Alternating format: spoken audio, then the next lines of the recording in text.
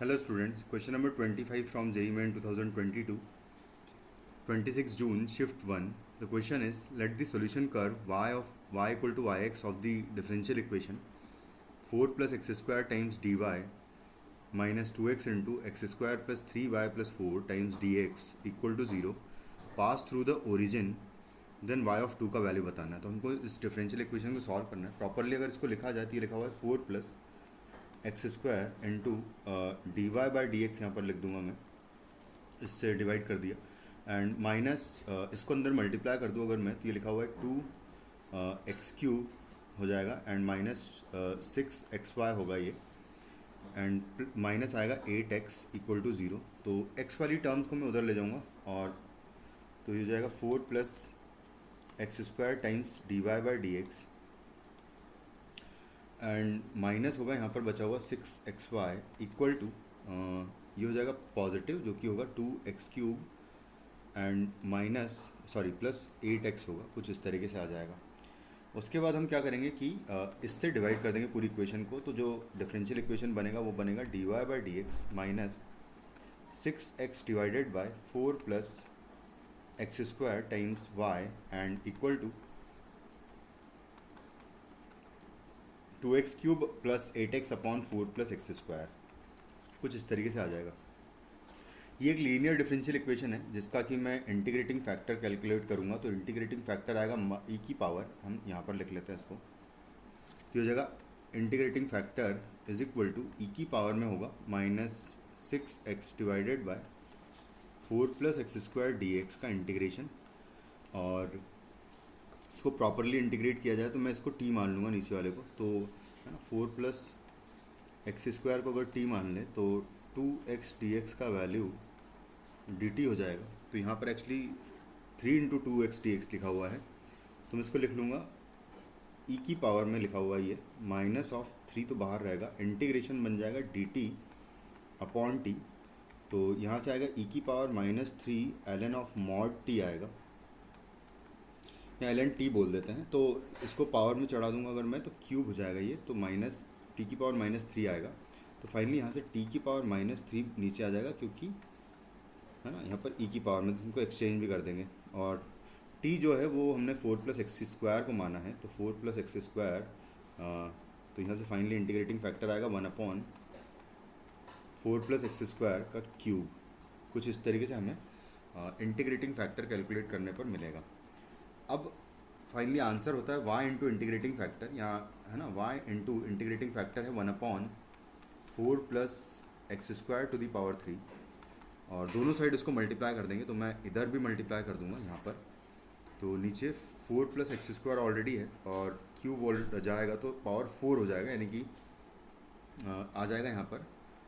2x cube plus 8x divided by 4 plus x square का whole to the power 4 हो जाएगा dx, है ना, कुछ इस तरीके से आ जाएगा। अब हम क्या करेंगे कि यहाँ पर इसको हम फिर से वैसे ही कुछ सॉल्व करेंगे, क्योंकि यहाँ पर आप देखा जाए अगर तो एक्स स्क्वायर प्लस 4 जो है यहाँ पर हम क्रिएट कर लेंगे। यहाँ पर आप जब कॉमन लोगे एक्स 2x कॉमन लोगे अगर यहाँ से, यानी कि यहाँ से, तो देखो इसको पहले सिंप्लीफाई करें अगर, यहाँ तो हो जाएगा y upon 4 plus x square का क्यूब इज इक्वल टू, यहाँ पर हम 2x कॉमन ले लें अगर, तो 2x मैं बाद में लिखता हूँ, यानी कि x square plus 4 times 2x dx divided by 4 plus x square to the power 4 है एंड dx, है ना, कुछ इस तरीके से लिखा हुआ है। तो बस अब यहाँ से हम क्या करेंगे कि ये एक तो कैंसिल आउट हो जाएगा एक बार तो, और देखो पहले लिख ही लेते हैं चलो, है ना, तो 2x dx divided by 4 plus x square to the power 3 बचेगा एंड इंटीग्रेशन, है ना, इस तरीके से। अब अगर ध्यान से देखा जाए तो यहाँ पर मैं क्या करूँगा, 4 प्लस एक्स स्क्वायर को मैं t पुट कर दूँगा, और 4 प्लस एक्स स्क्वायर को अगर t पुट करेंगे तो 2x dx का वैल्यू जो ऊपर लिखा हुआ है उसका वैल्यू, यहाँ पर हम कुछ और पुट कर लेते हैं, वहाँ t की जगह कुछ मान लो u पुट करते हैं, क्योंकि t ऑलरेडी हम लोग पुट किए थे, तो एक ही क्वेश्चन में सेम वेरिएबल यूज़ नहीं करेंगे हम लोग। तो यहाँ पर डी यू हो जाएगा एक्चुअली, तो ऊपर जो है वो हो जाएगा डी यू एंड नीचे अगर देखें तो यहाँ पर u का क्यूब हो जाएगा। ये है इंटीग्रेशन इधर, है ना। इसको मैं ऐसे लिखता हूँ कि y upon 4 plus x square and to the power 3 है is equal to d u upon u cube का इंटीग्रेशन है। बस अब इसका इंटीग्रेशन अगर करेंगे तो u की पावर -3 + 1 डिवाइडेड बाय -3 + 1 आएगा एंड प्लस कांस्टेंट आएगा। उसके बाद इसको अगर प्रॉपरली लिखा जाए -2 नीचे लिखा हुआ है, यानी कि हो जाएगा -1/2 टाइम्स यू स्क्वायर हो जाएगा नीचे एंड प्लस कांस्टेंट। तो -1/2 into u is 4 plus x square and to the power हो जाएगा 2 प्लस कांस्टेंट। इस पूरी इक्वेशन को मैं प्रॉपरली अगर लिखे तो ये लिखा हुआ है 4 + y/4 प्लस एक्स स्क्वायर का क्यूब इज इक्वल टू लिखा हुआ है -1/2 इंटू 4 प्लस एक्स स्क्वायर का पावर 2 लिखा हुआ है एंड प्लस कांस्टेंट है। अब मैं इस पूरी इक्वेशन को 4 प्लस एक्स स्क्वायर के क्यूब से मल्टीप्लाई कर दूंगा तो आएगा y is equal to minus, यहाँ पर हो जाएगा -1/2 टाइम्स, एक बार ऊपर आ जाएगा यानी कि 4 प्लस एक्स स्क्वायर आ जाएगा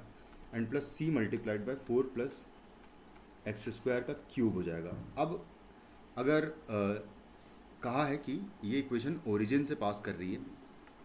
तो इसका मतलब ओरिजिन यानी कि 0 0 सेटिस्फाई करेगा इसको। तो 0 0 सेटिस्फाई करेंगे तो आएगा 0 इज इक्वल टू, यहाँ पर होगा -4/2 यानी कि -2 हो जाएगा यहाँ पर and plus c multiplied by 4 cube हो जाएगा। 4 क्यूब इज